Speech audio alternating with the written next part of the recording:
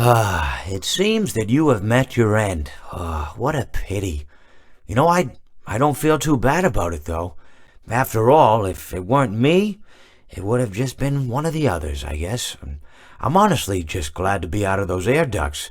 It's not easy for a hippopotamus to fit up there, and not easy to get down either, and not as young as I used to be, as you can see. I used to be able to do all sorts of things. You're young, you're vibrant, you have that sort of pep in your step. It reminds me of a conversation I was having with one of my good friends, Orville. We were having a nice picnic one day. I believe it was summer. No, perhaps it was... Was it the fall? Yes. It was the fall because the leaves had turned already. But I said to Orville, I says, Orville, I have a story to tell you. And Orville looked at me, kind of odd and said, what's it about? I said to him, not every story has to be about something, Orville.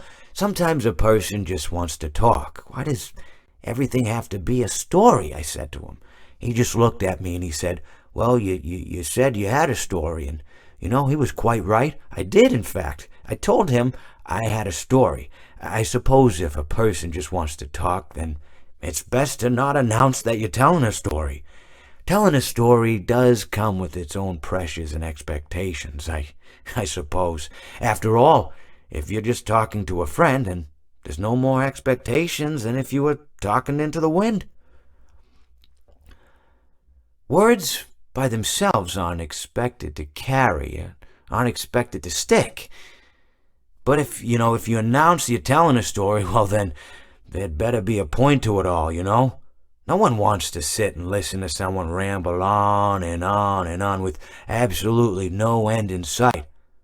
So, it's good to be mindful that when you tell someone that you're about to tell a story, that you have something to say. Telling someone that you're going to tell them a story is tantamount to asking them to stop what they're doing and pay attention.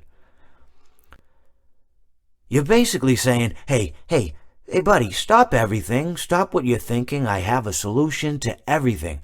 And, well, I didn't really have any story to tell. In hindsight, I probably just misspoke when I said that I had a story. I think it would have just been better to tell Orville that I wanted to tell him something rather than tell him that I had a story. But, even then, it might have put too much importance on the whole thing. Either way, it was quite a nice day. I remember that we were drinking tea.